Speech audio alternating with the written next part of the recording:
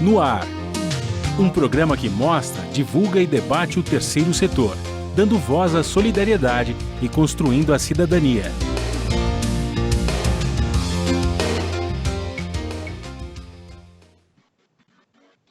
Bom dia, eu sou Joel Scali e começa agora o Observatório na Brasil Atual, um programa do Observatório do Terceiro Setor. O assunto do programa de hoje é o tráfico humano, que coloca em risco a vida de milhares de pessoas. Segundo a ONU, Organização das Nações Unidas, o tráfico de pessoas é um tipo de crime que movimenta mais de 30 bilhões de dólares todos os anos no planeta. A maior parte das vítimas é do sexo feminino e a exploração sexual é o principal objetivo do tráfico humano. Participo do programa de hoje sobre o tráfico humano Anália Belisa Ribeiro, é psicóloga, mestre em ciências, doutoranda do Núcleo de Estudos das Diversidades, Intolerâncias e Conflitos da Universidade de São Paulo e especialista em Direitos Humanos e Tráfico de Pessoas. Dimitri Salles, advogado, professor universitário, doutor em Direito do Estado pela PUC de São Paulo e presidente do Conselho Estadual de Defesa dos Direitos da Pessoa Humana do Estado de São Paulo, o CONDEP. Você vai conferir as notícias do mundo com a repórter Mônica Grelli, da Rádio ONU, direto de Nova York. E os destaques do Observatório do Terceiro Setor com Isabela Alves e a participação do jornalista Frank Valverde. Bom dia, Frank. Bom dia, Joel. Bom dia, Anália. Bom dia, Dimitri. Bom dia a você que está em sintonia com o Observatório na Brasil Atual. Ô, Frank, por que os grandes veículos de comunicação não tocam nesse assunto de tráfico humano? Ele é tão importante, tanto que ele gasta por ano no mundo 30 bilhões de dólares. É verdade, Joel. É uma incógnita, né? Você saber, você entender por que a mídia dá tanto destaque. Faço aqui uma ilação. Talvez seja porque é aquela pessoa desconhecida, aquela pessoa que está à margem da sociedade que acaba sendo levada nesse tráfico. E as pessoas, e às vezes a mídia quer saber dos grandes temas e tal, como esse não fosse um grande tema, mas as pessoas que estão lá não são pessoas famosas, são pessoas anônimas. E acho que talvez pese um pouco aí. As pessoas anônimas às vezes não despertam tanto interesse nessa máquina que foi formada pela mídia mundial. Bom dia, Anália, seja muito bem-vindo ao nosso programa. Muito obrigada pelo convite, é uma honra estar com todos vocês nessa manhã. A população de baixa renda é a principal vítima do tráfico humano? Olha, os grupos vulneráveis, eles na verdade são o maior foco de interesse dos aliciadores que investem na organização criminosa relacionada à compra de vidas. E esse tráfico ele é bastante incidente nos meios sociais mais vulneráveis. Porém, o tráfico ele não é apenas, digamos assim, as vítimas não são apenas pessoas desses segmentos. Por quê? Porque o tráfico está aliciado a associado normalmente a uma proposta relacionada à melhoria da qualidade de vida e gera perspectiva de futuro. Normalmente os aliciadores, eles asseguram a realização do sonho das pessoas. E por isso que qualquer ser humano que deseja levar seu padrão econômico, realizar os seus sonhos, ele pode estar vulnerável à atuação desses criminosos, sim. Ô, Dimitri, o que caracteriza o tráfico humano? Bom dia. Seja muito bem-vindo ao nosso programa, novamente. Obrigado. Mais uma vez aqui estar com vocês. É uma alegria compartilhar aqui com o Joel, com o Franklin, e especialmente com a Anália, uma amiga muito querida, que é, sem dúvida, a pessoa que mais conhece sobre a questão do tráfico humano no Brasil, o maior especialista que a gente tem. Então, eu estou aqui para poder ouvir vocês e aprender mais com minha amiga Anália. Joel, o que vulnerabiliza, o que estimula o tráfico de pessoas, a Anália já tocou, é a questão econômica, sem dúvida, mas há também uma ausência de atuação do Estado na perspectiva da prevenção do tráfico humano e da repressão àqueles que praticam o tráfico humano. Esse é um problema mundial. Nós temos dois tipos de tráfico. Nós temos o tráfico interno, né, que é muito comum, de pessoas que vêm do norte, nordeste do país, principalmente para a região do sudeste, Nós temos, nesse caso, a modalidade se dá muito para o tráfico para exploração sexual, mas também para a exploração do trabalho, e nós temos o tráfico internacional. O Brasil é um dos países que mais recebe pessoas em situação de tráfico, mas também é um país que contribui enormemente para as redes de tráfico, principalmente na Espanha e na Itália. Tudo isso vai se constituindo a partir de uma ausência de uma efetiva política pública de prevenção e de repressão às redes de tráfico de seres humanos. Há outros elementos aí que eu acho que a Nália também pode contribuir, que fazem com que o tráfico se consolide como uma realidade dura no país. Você tem, aqui na região central de São Paulo, migrantes que vieram da América Latina, da Bolívia em especial.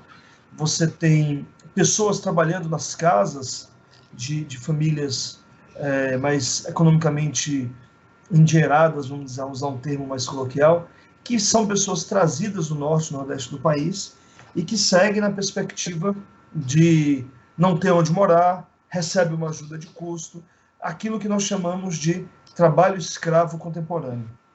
E ainda tem as grandes fazendas aqui em São Paulo, no estado de São Paulo, no Brasil inteiro, mas falando um pouco de São Paulo, no estado em que estou, em que também acolhe muitas pessoas em situação de tráfico. Anália, qual é o perfil da vítima de tráfico humano? Joel, se você me permite, eu queria fazer um gancho na fala de Dimitri e também na primeira pergunta que você fez. O tráfico de pessoas, ele normalmente é um crime invisibilizado, porque ele está involucrado em vários tipos de tráfico. Por exemplo, o tráfico de armas, o tráfico de drogas, e o instinto humano é a força motriz desse tipo de tráfico existente no Brasil e no mundo. Eu já ouvi de um aliciador em um depoimento que ele diz, olha, tráfico de drogas ele é finito, tráfico de armas também, mas do humano não. Eu posso explorar mesmo ele depois de morto. Então, nós temos um tráfico para exploração, as finalidades do tráfico, para exploração sexual comercial, o trabalho forçado e também para o tráfico ilegal de órgãos. Com isso, ele é um crime subliminar, ele é difícil de se conseguir gerar visibilidade sobre ele. Atualmente, o Brasil tem a Lei 13.344, de 2016, que conseguiu delinear uma tipificação, aí Dimitri da área, como advogado, ele pode explorar isso melhor, conseguiu gerar uma tipificação sobre o crime. Porém, ela tem um grande problema, ela deu as costas para o protocolo de Palermo, o que causa uma série de dificuldades do ponto de vista de se diagnosticar o crime de tráfico de pessoas. E que diz o protocolo de Palermo? O protocolo de Palermo, ele diz, o que é tráfico? Vou sintetizar, é a exploração de um ser humano sobre outro para a aferição de lucros, para render lucros. Então, você explora o trabalho e o ser humano dentro dessas três finalidades. E o protocolo de Palermo, o que ele dizia quando o Brasil se tornou signatário, o que ele diz enquanto um instrumento internacional? Ele diz que a vítima, não importa se ela aceitou a proposta do crime, o que importa é o grau de vulnerabilidade a que ela está submetida. E, por exemplo, uma pessoa, trazendo para uma área mais concreta, uma pessoa, mesmo profissional do sexo, que foi aliciada para vir do norte e nordeste para o sudeste, ou para ser vítima do tráfico internacional para outros países, ela não faz ideia de que o seu passaporte será confiscado, no Brasil seus documentos serão confiscados, que ela, no início, ela vai desenvolver quase a mesma atividade do aliciador, porque ela, na base de onde ela saiu, ficou um ponto focal desse crime que vai aliciar as outras pessoas que estão, digamos, socialmente conectadas com essa vítima. Por exemplo, então ela chega, normalmente vão para hotéis maravilhosos, ganham roupas, melhora o visual e vão participar de momentos nunca antes experienciados por essa pessoa, vão frequentar lugares ditos glamurosos, onde ela pensa que terá uma ascensão econômica e que poderá ampliar o seu nicho de clientela do ponto de vista da exploração sexual ou do exercício da prostituição.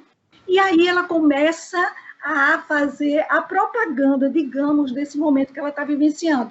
Então, com isso, ela alicia parentes, amigos, e o ponto focal desse crime, ele vai ampliando a sua rede de contato para aliciar novas vítimas para o circuito nacional ou internacional do tráfico de pessoas. Então, por se tornar isso, eu estou falando no campo da exploração sexual, isso acontece com rapazes, com jovens, adolescentes, acontece com travestis e transexuais, e é um mercado, por isso que dos quase 32 bilhões de dólares que a ONU anuncia, que é a rentabilidade do crime anualmente, cerca de 85% dessa lucratividade vem da exploração sexual. Para a ONU, o tráfico de pessoas já é a segunda economia do crime mais rentável. Ela já se associa ao tráfico de drogas. E aí a questão da visibilidade na mídia. Porque não existe uma prevenção, como o Dimitri fala. Não existem políticas públicas para gerar visibilidade do processo de que a população entenda o que significa a coisificação do ser humano. Não existe quase políticas públicas que desenvolvam campanhas socioeducativas que mobilizem a sociedade em torno do tema. Você está colocando algo importante, Anália. Não existem políticas públicas. E aí eu quero repercutir com o Dimitri. Quais as razões por que as políticas públicas não são desenvolvidas? É porque a população envolvida são transexuais, travestis, prostitutas? Há um preconceito da sociedade? Enfim, eu quero ouvi-lo, Dimitri. Bom, tem só uma observação no que a Anália fala. Tem uma outra modalidade de tráfico que acho que ajuda, inclusive, a responder, Joel, a tua pergunta, que é quando você trafica pessoas para cometimento de atos ilícitos.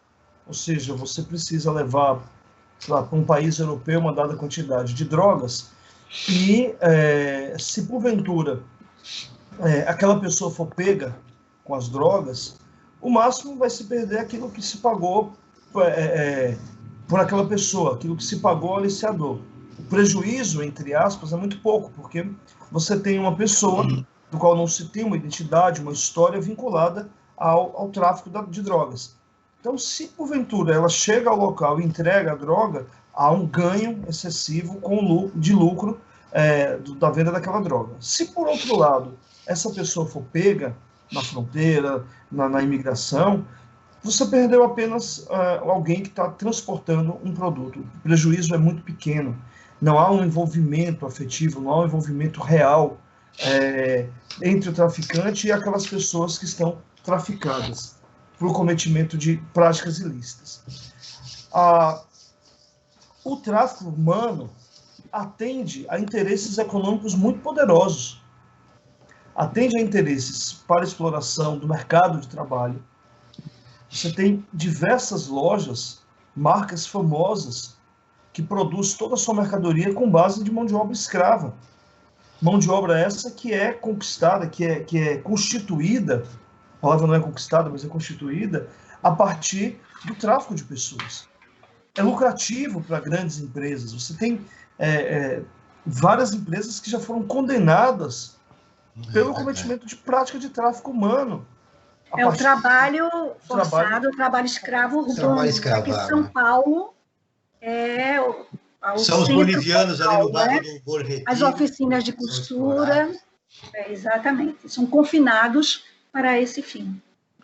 Você quer concluir, Dimitri? É isso. Eu vou chamar a Rádio ONU agora. Você tem essa uma primeira questão. Você tem interesses econômicos muito presentes na questão do tráfico. A segunda questão é que o Estado brasileiro tem dado pouca atenção aos direitos humanos. Havia um esforço, há alguns anos atrás, no sentido de criar uma política de enfrentamento ao tráfico de pessoas, né? Nós tínhamos o primeiro Plano Nacional de Enfrentamento ao Tráfico de Pessoas. A Anália me corrija, mas me parece que foi lá pelo ano de 2010, ou nesse período, que se elaborou o segundo plano, e aí a Anália foi protagonista desse processo. Eu pude contribuir também na criação do segundo Plano Nacional de Enfrentamento ao Tráfico de Pessoas. É um período que coincide com a responsabilização do Estado ao criar uma legislação efetiva. Agora, todo esse esforço se perde no momento em que a pauta dos direitos humanos passa a ser descumprida ou deixa de ser uma responsabilidade do Estado no atual governo federal. Então, por exemplo, você tem o CONATRAP, que é o Conselho Nacional, que até onde me conta, não funciona. Já não funciona. Não funciona. Você tem não se reúne, não tem efetividade. Não tem efetividade. O governo federal, na figura do presidente Jair Bolsonaro, extinguiu os conselhos de participação. No bojo disso, ele reformula o CONATRAP. Ou seja, o governo federal promove a violência de Estado. Eu quero continuar essa conversa com vocês, Dimitri, com você e com a Anália, depois de ouvir a Rádio ONU, que é parceira de conteúdo do Observatório do Terceiro Setor, com a matéria mais de 4,2 bilhões de pessoas vivem sem acesso a saneamento básico. A Mônica Grader, de Nova York, tem as informações.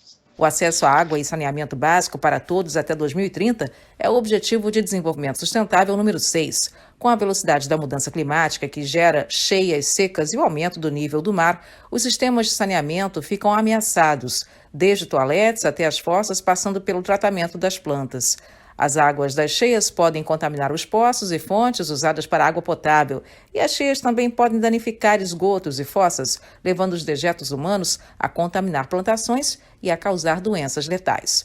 Para a ONU, o acesso ao saneamento básico é um direito de todos, assim como água limpa e lavagem de mãos, para ajudar a proteger e a manter a saúde e a acabar com a propagação de doenças infecciosas como a Covid-19, cólera e febre tifoide. Mais da metade da população não tem acesso a esgoto tratado e cerca dos habitantes do globo, 40% deles, vivem sem água e sabão para lavar as mãos. E todos os dias, mais de 800 crianças morrem de doenças como diarreia e outras infecções causadas por falta de saneamento e água contaminada. Até 2050, cerca de 5 bilhões e 700 milhões de pessoas podem viver em áreas com escassez de água, pelo menos uma vez ao mês. Da ONU News em Nova York, Mônica Grader. Continuamos com o Observatório na Brasil Atual, um programa do Observatório do Terceiro Setor. Hoje falando sobre tráfico humano, com a psicóloga Anália Belisa Ribeiro e o advogado Dimitri Salles. Frank Valverde, os números são impressionantes de pessoas no mundo que não têm acesso ao saneamento básico. É verdade, e ainda mais numa época que estamos vivendo hoje uma pandemia mundial, né? Essa pandemia aí, a questão do lavar as mãos é fundamental para você se proteger do coronavírus. E, Joel, eu também queria dar um recado aqui para os nossos e as nossas ouvintes. Tá? Nós temos um número de WhatsApp, anotem aí, Código de São Paulo 11, que é o 988512317, repito, 988512317, e através dele vocês podem enviar suas sugestões de pautas, fazer críticas, enfim, é o contato, é o canal aberto conosco aqui no Observatório do Terceiro Setor. E, Joel, nós costumamos fazer enquetes no Observatório do Terceiro Setor. E a enquete que nós fizemos para o programa de hoje traz a seguinte questão: você conhece alguém que foi vítima de tráfico humano? E olha só, surpreendente, né? Outras até não, né? Até em função daquela questão que você levantou no início do programa, né? Que a mídia não dá tanto espaço como deveria. 98% das pessoas não conhecem ninguém que foi vítima de tráfico humano, tá? Eu gostaria que, não sei se a Anália ou o Dimitri tem essa informação, mas agora, nós estamos vivendo essa pandemia de Covid-19. Com essa pandemia, o tráfico humano aumentou ou diminuiu? Vocês têm essa informação? Anália. Sim. Nália, antes que você responda, em 2018 foram registrados somente 159 denúncias referentes ao tráfico de pessoas no Brasil. Já no ano passado foram 62 vítimas entre as violações registradas. Estão no tráfico interno e internacional para o fim de exploração sexual, adoção e exploração do trabalho. Há uma subnotificação, né, Nália? Olha, infelizmente, Joel, o Brasil não tem dados, não tem um banco de dados que possa, de fato, precisar a incidência de casos de tráfico no país, ou nacional ou internacional. O Brasil não tem relatórios oficiais para que nós possamos nos debruçar e poder formatar informações qualificadas sobre o tema. O Brasil avançou em algumas coisas, como o Dimitri fala. Tem uma política nacional fomentada desde 2000. No ano de 2010, teve o primeiro plano nacional, o segundo plano. Primeiro, nós temos 3 planos nacionais, na verdade. Mas, no campo das políticas públicas, elas são praticamente inexistentes ou fragmentadas, porque tudo o que os planos e a própria política nacional delineou dentro de um sistema de enfrentamento ao tráfico de pessoas, ele é praticamente inexistente no Brasil. Então, falta, Franklin, informação, falta o desenvolvimento de um processo político-pedagógico para que a população se aproprie de informações qualificadas, sérias, fidedignas, para que ela possa se dar conta desse fenômeno contemporâneo, que é o tráfico de pessoas. Então, as campanhas, elas são uma vez no ano e não se desenvolve dentro do sistema educacional, por exemplo, nas escolas. Não se desenvolve dentro de um sistema qualificado de direitos humanos, porque o Brasil não possui esse sistema de garantia de direitos.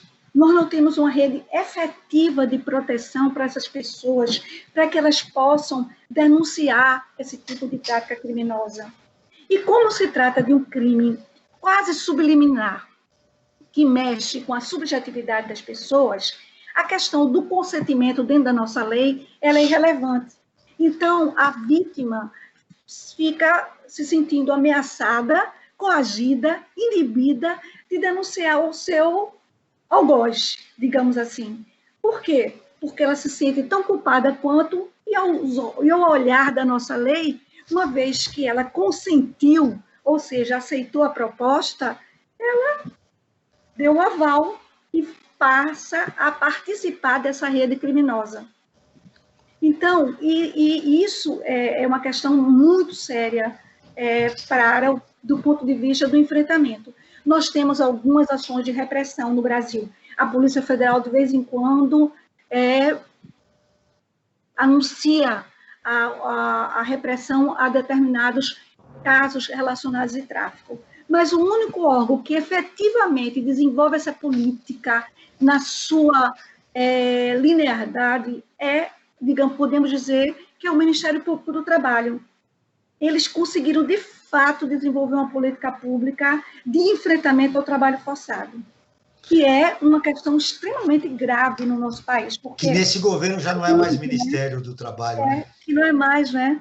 Então, assim, as políticas se diluem, se fragmentam ao longo dos governos, ela não se consolidou enquanto uma política de Estado, direito de todos, onde os conselhos efetivamente teriam um papel de monitorar, de avaliar, de dar, digamos, suporte à efetivação dessas políticas, e, com isso, quem ganha é o crime organizado, sobretudo o transnacional, porque dentro da pandemia, por exemplo, um dos instrumentos mais explorados, eu escrevi até um artigo para o jornal É o País sobre isso, com base nas informações das Nações Unidas. Infelizmente, nós não temos bases para aferir os casos no Brasil, temos que recorrer às pesquisas internacionais, da OIT, da ONU, enfim, e onde existe uma afirmativa da ONU de que os aliciadores têm se refinado cada vez mais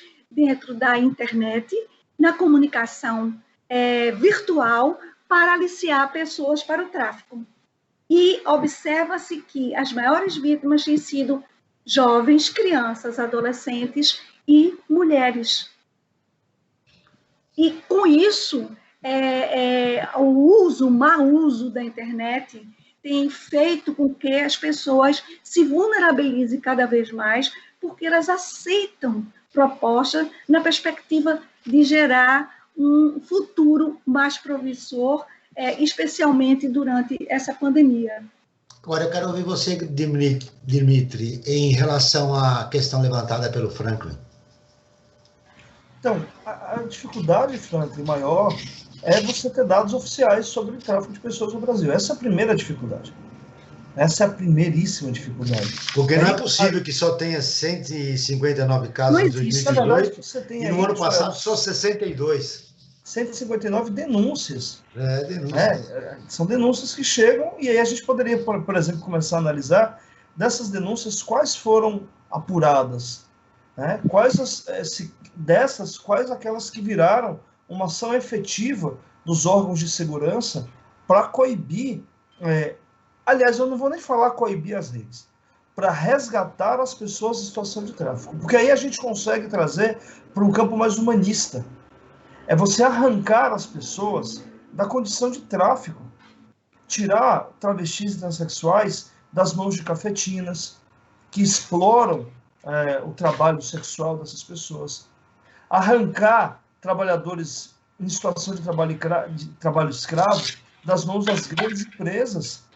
Então, o que a gente podia começar pensando é quais as ações que, a partir dessas 159 denúncias, foram adotadas para efetivamente contribuir para a humanização das vítimas. Essa é a primeira questão. Você não tem dados, você não tem uma política pública, você não tem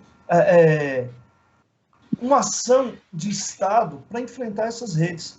E o resultado disso é que, embora tenha alguma análise, algum levantamento, Franklin, no período da pandemia, qualquer levantamento ele é bastante distante da realidade. Qualquer levantamento é bastante distante. E aí você vai ter, na pandemia, o aumento de um dos fatores que mais estimulam a questão do tráfico, que é o aumento da vulnerabilidade social, que é uma vulnerabilidade em vários aspectos. Vou dar um exemplo muito simples, assim. Uma pessoa travesti, nem sempre, ou, para ser mais sincero, uma travesti, na grandíssima maioria das vezes, não é acolhida na sua casa. Com a pandemia, impôs-se a cada um de nós a reclusão dentro do ambiente do lar. Você tem que se manter isolado. Ou seja, você impõe a uma travesti que fique convivendo 24 horas por dia com pessoas que lhe são absolutamente hostis, violentas. O resultado disso é o aumento de uma violência simbólica, uma violência direta, inclusive, da violência física, da violência moral. Esta pessoa tem a sua vulnerabilidade emocional, psíquica aumentada no período da pandemia, tornando-se um alvo muito mais fácil para as redes de tráfico de pessoas. Quantificar isso dependeria de uma política pública que, primeiro, aposte na prevenção. A Anália fala, por exemplo, de ações no âmbito das escolas. Há muito tempo, Anália, há muito tempo eu não vejo uma ação efetiva de enfrentamento ao tráfico de pessoas, de prevenção ao tráfico de pessoas, de repressão, que o que a Anália, quando esteve à frente do governo da política estadual em São Paulo, protagonizava grandes feitos, que eram as buscas ativas, junto com o Ministério Público Estadual, junto com o Ministério Público do Trabalho, já não há mais. A política de enfrentamento ao tráfico de pessoas em São Paulo, ela desapareceu. Ela que estava focada no âmbito da Secretaria da Justiça, essa política desapareceu. Dimitri, para começar... Como é que a gente consegue, então, Joel, só para finalizar, a gente consegue dados efetivamente que mostram a situação? O que a gente tem, alguns elementos a partir de pesquisas isoladas, mas eu diria que intuitivamente há um aumento do tráfico, considerando o aumento das vulnerabilidades sociais e econômicas dessas populações. Terminam sendo alvo Para começar a resolver esse problema, que seria necessário capacitar os agentes públicos? Acho que a Anália aí é a melhor pessoa para responder. A Anália coordenou a política com êxito, política estadual de São Paulo. Qualquer coisa que eu falar, eu aprendi com ela. Nós também, Anália, nós não temos uma cultura de direitos humanos no país. Para começar a resolver o problema, é necessário capacitar os agentes públicos? Sim. Inclusive nos planos nacionais, na própria política, esse é um dos eixos, né, o desenvolvimento de cursos de formação para os sistemas de justiça e segurança e para a sociedade civil como um todo. Nós, dentro da política, faz necessário a implementação de comitês interinstitucionais e de núcleos de enfrentamento ao tráfico de pessoas que servem como, digamos, um local, como nós temos na Secretaria da Justiça e Defesa da Cidadania do Estado de São Paulo e de vários estados do Brasil, tínhamos um núcleo que servia de referência para o acolhimento da demanda e para o desenvolvimento da política de enfrentamento ao tráfico de pessoas. Em São Paulo, nós temos 164 comitês estruturados e tínhamos um comitê estadual, que o Dimitri fala, e neste comitê interinstitucional nós temos Ministério Público Federal, Estadual, polícias, municipal, estadual e federal, nós tínhamos o Poder Judiciário municipal, estadual e federal, e vários organismos da sociedade civil, inclusive as universidades, para gerar e desenvolver trabalhos e que pudesse promover a dignidade científica sobre o tema. Dentro do governo, nós tínhamos um representante de cada secretaria.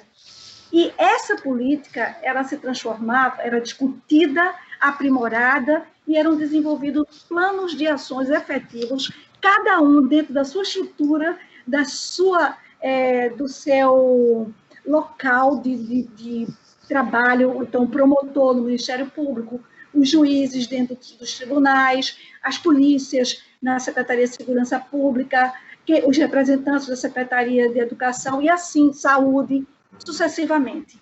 Eram desenvolvidos trabalhos e o nosso grande foco, o nosso grande investimento era exatamente na formação dos agentes públicos e da sociedade civil em torno do fenômeno. Então, essa é uma ação político-pedagógica que ela gera capilaridade e promove a efetividade das políticas públicas, porque ela se desfulaniza, por exemplo. Essa política funcionava enquanto a Anália estava lá, enquanto o Dimitri, no campo da diversidade, se fazia presente.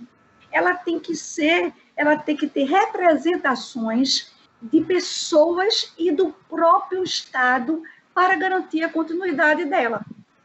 Infelizmente, o que Dimitri fala no país é um dado de realidade. Essa política, ela praticamente desapareceu.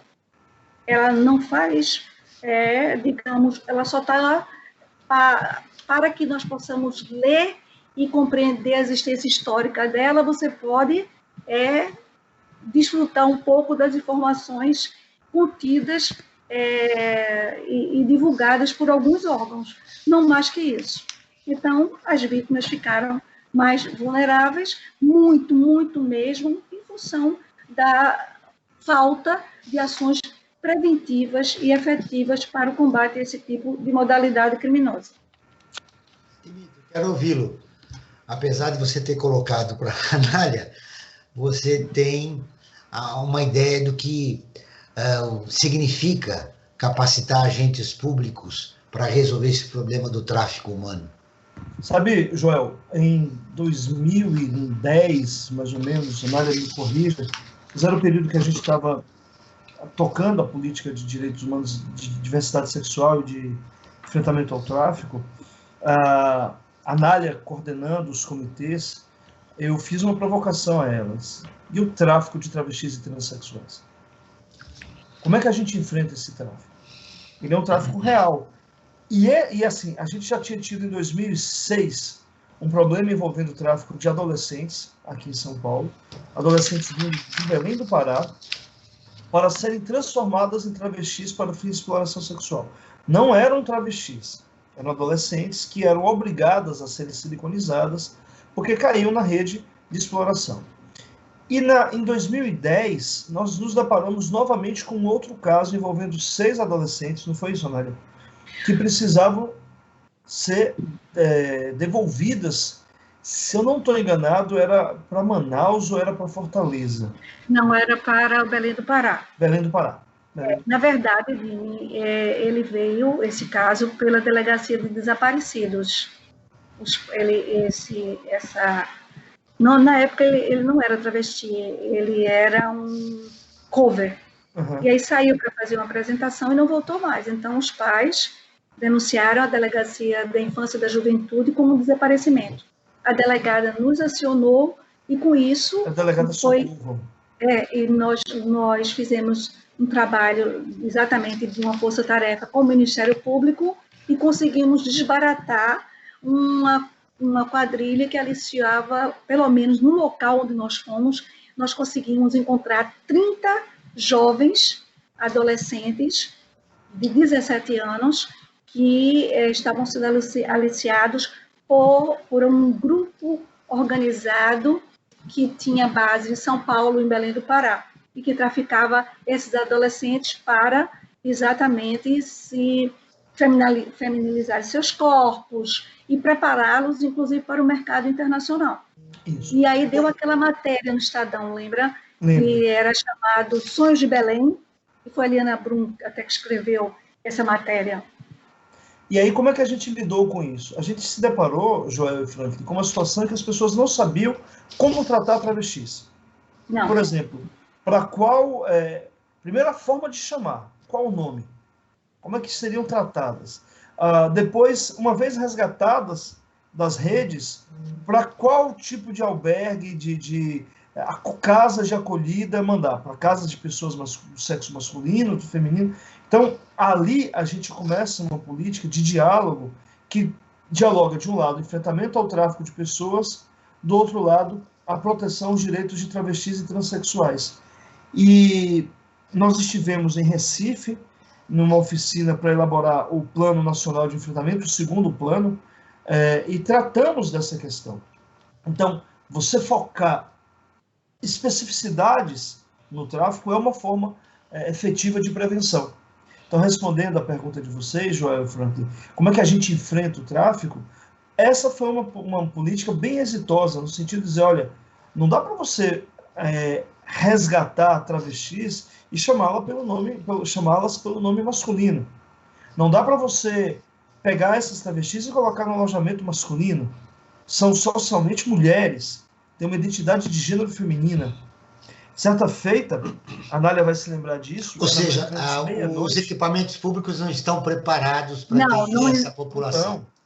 Não existe uma rede de acolhida. Temos que lidar com o preconceito da sociedade e também com aspectos legais. Eu vou interromper rapidamente nossa entrevista. Só contar uma história. Eu quero que você conte isso depois de você ouvir as notícias de destaque do site do Observatório do Terceiro Setor com a repórter Isabela Alves. Olá, Isabela, bom dia. Oi, Isabela. Oi, bom dia. Bom dia, Joel. Bom dia, friadas e ouvintes. Perdão pela demora. Não há problema. Quais são as informações?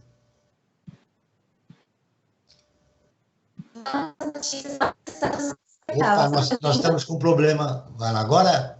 Agora entrou, Isa? Vamos lá. Quais são as informações?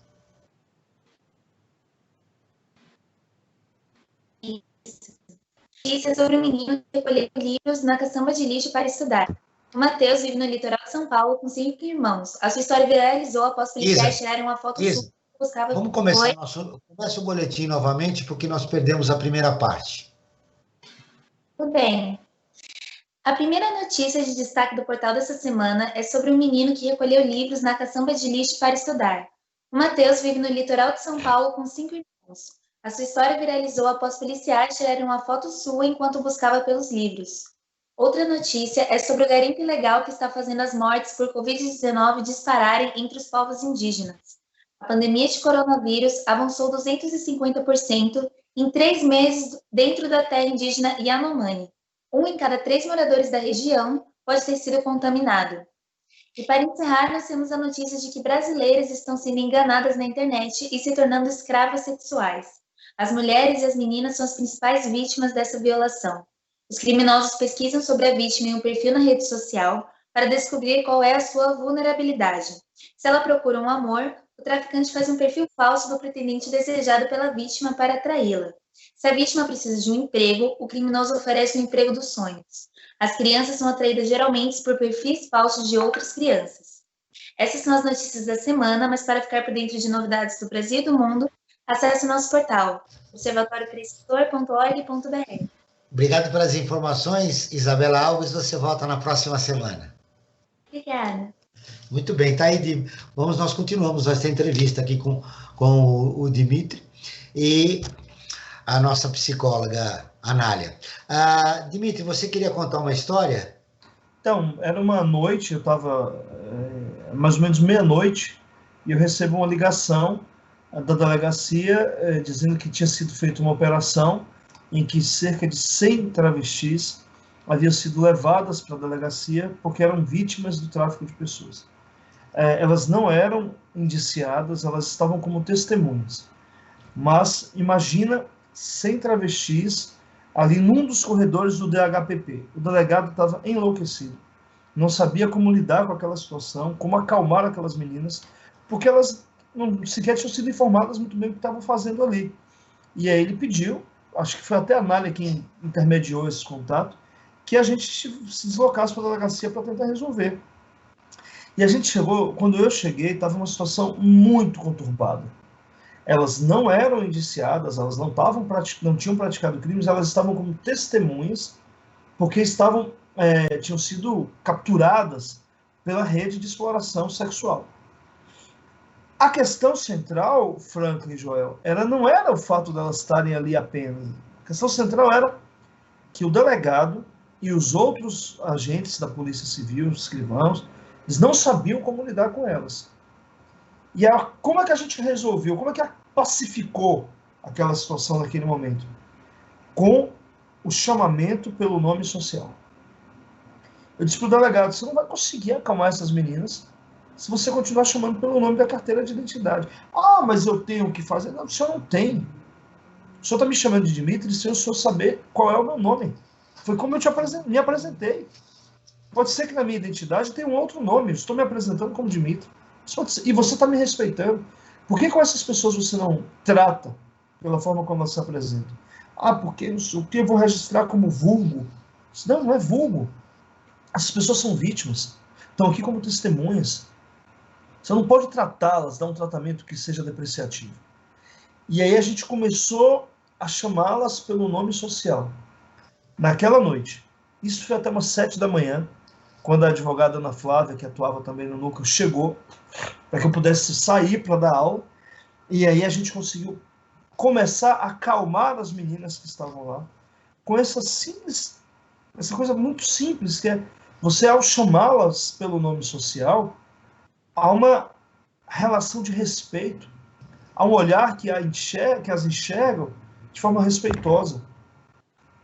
Isso é fundamental, por exemplo, quando a gente pensa que quando se trata de tráfico de travestis e transexuais, as cafetinas assumem um papel quase maternal, assumem um papel de cuidado, de proteção que essas pessoas não tiveram em casa.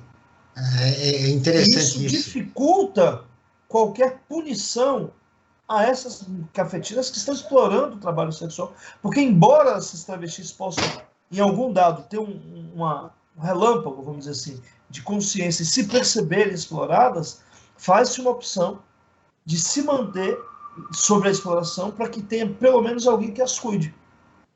Então, você está dando um exemplo da falta de capacitação dos agentes públicos, né? Se eles estivessem mais informados. Mas também você está colocando um aspecto legal, né? De um nome fantasia e do nome que está no registro da pessoa. Tudo isso seria resolvido se eles tivessem aquela capacitação que a gente mencionou. Você está dando um bom exemplo. Agora eu quero ouvir o Franklin. Franklin, você tem informações importantes? Perfeito, eu queria falar um pouquinho sobre a nossa campanha. Nós estamos numa campanha chamada Observatório em Movimento. O que é Observatório em Movimento?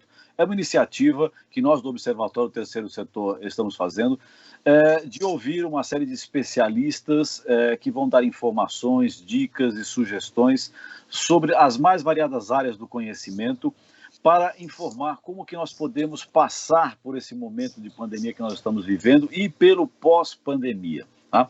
Muitos desses conteúdos, convido a todos e a todas para acompanhar no nosso site, que é www.observatório3setor.org.br. E também para que todos e todas nos acompanhem em nossas redes sociais, porque os conteúdos do Observatório em Movimento também estão nas redes sociais.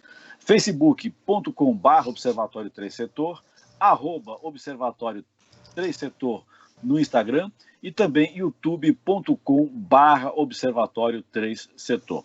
Eu queria inserir uma questão, Joel, que eu acho importante, nesse panorama que a Anália e o Dimitri colocaram sobre o tráfico humano, esse panorama terrível que a gente está vivendo no Brasil, me vem à mente a seguinte questão: o que fazer para que nós tenhamos uma legislação que seja efetiva? Porque essa que nós temos, foi verificado pelo que a Anália e pelo que o Dimitri colocaram, não está funcionando. O que a gente precisaria fazer para que a nossa legislação funcionasse para tentar coibir de maneira mais abrangente e dar possibilidades para que essas pessoas que sofreram e que sofrem o tráfico humano tenham uma vida digna? Anália.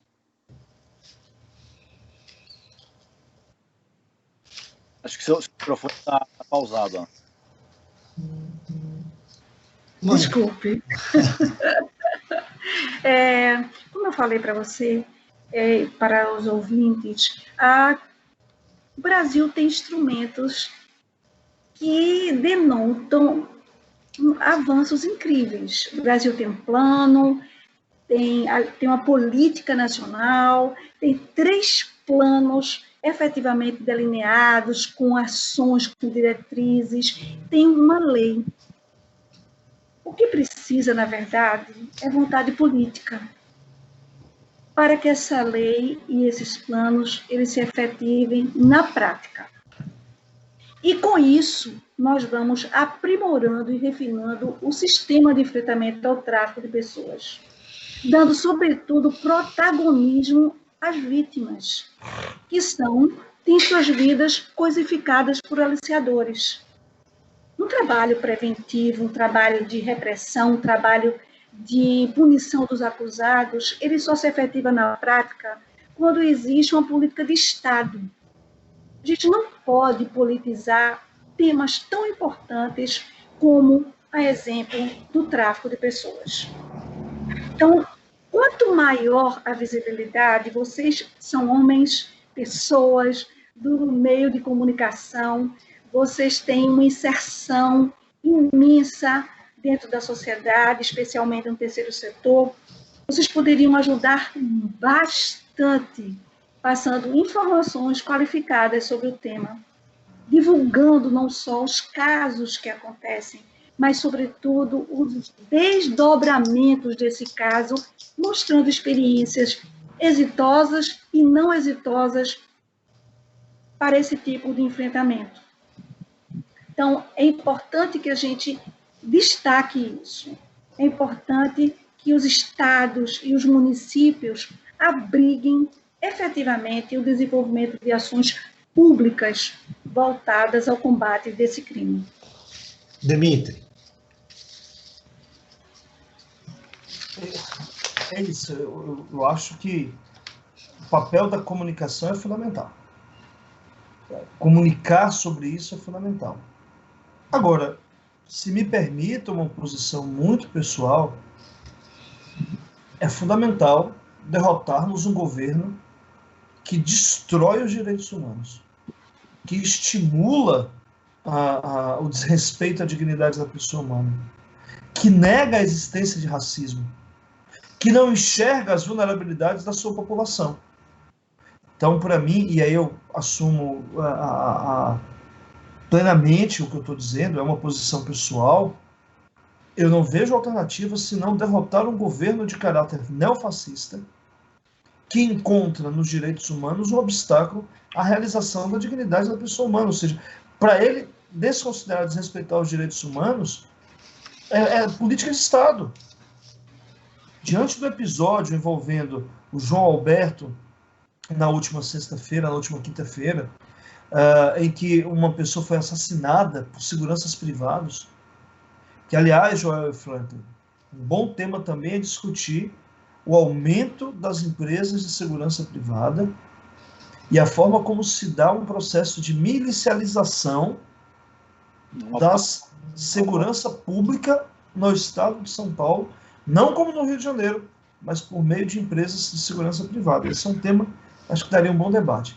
O presidente que, diante do assassinato cruel, covarde, de um homem negro, vai para a televisão, vai para um evento internacional para descaracterizar a conduta racista, para se antecipar a críticas internacionais, negando direitos humanos. Neste governo, não há possibilidade de avançarmos na defesa da dignidade da pessoa humana. E aí me parece que um pressuposto à defesa, ao enfrentamento ao tráfico de pessoas, é restabelecer padrões mínimos, padrões civilizatórios mínimos, governamentais, a guiar a atuação do Estado brasileiro. E isso tem que impactar todos os entes federativos.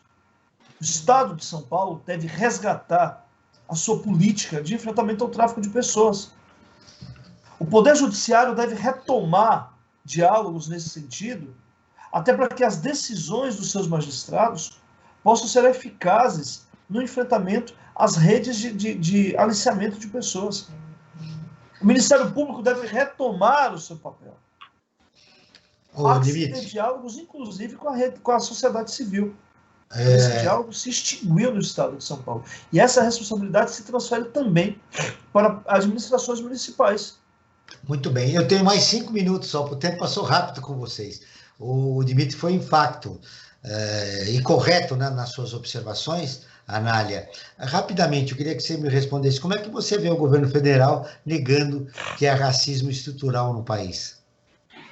Eu posso responder com uma simples questão. As vítimas do tráfico de pessoas, em sua maioria, as que, digamos assim, são que os criminosos mais oferem lucros elevados, são as pessoas negras, pretas, especialmente as mulheres negras. Elas são vendidas nesse mercado, promovendo a economia do crime, sobretudo no nosso país. O Brasil é considerado um dos primeiros países da América Latina a fornecer mulheres para o tráfico humano. E estas são mulheres negras, que não têm opções de vida, de sobrevivência, de respeito à sua dignidade em nosso país. Dimitri, suas considerações finais, seu registro final no nosso programa a respeito do tema ou de algo que você gostaria de registrar nesse momento?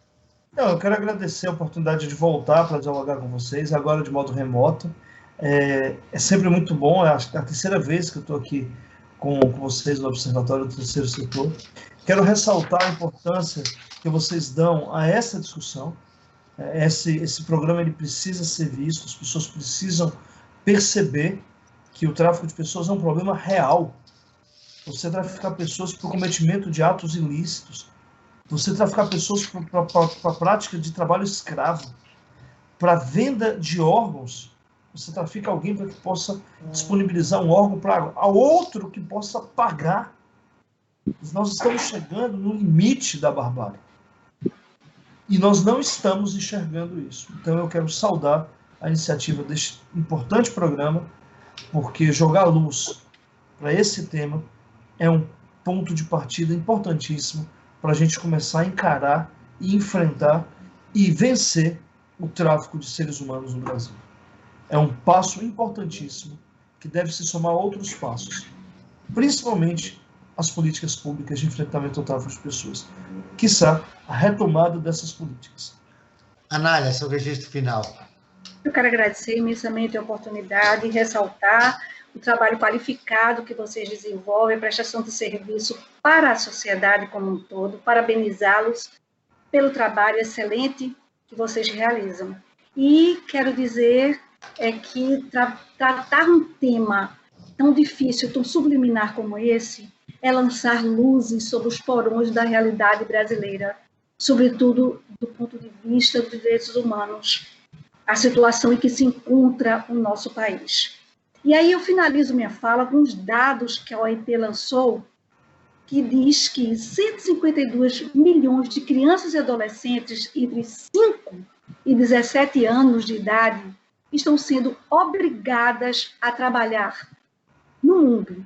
E desse quantitativo, 40 milhões delas são mais que exploradas sexualmente.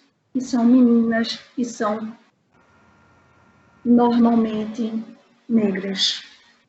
É um absurdo. Então, a gente conta com vocês na prevenção, na informação qualificada sobre esse tipo de crime. Agradeço mais uma vez a paciência com que todos me ouviram nesse momento.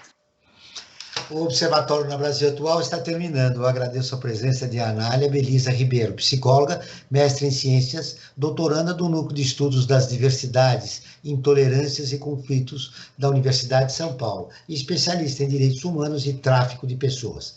Dimitri Salles, advogado, professor universitário, doutor em Direito do Estado pela PUC de São Paulo e presidente do Conselho Estadual de Defesa dos Direitos da Pessoa Humana do Estado de São Paulo, CONDEF-P. Esse programa foi produzido pela equipe do Observatório do Terceiro Setor. Na próxima terça-feira, acompanhe o nosso programa Brasil Cidadão, sempre com assuntos importantes da atualidade. E nós ficamos por aqui, sempre na luta por uma sociedade mais justa, solidária, sustentável e tolerante. Até o próximo programa.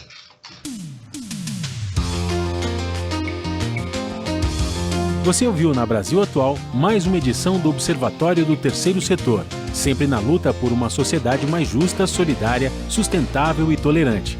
Observatório do Terceiro Setor, o olhar da cidadania.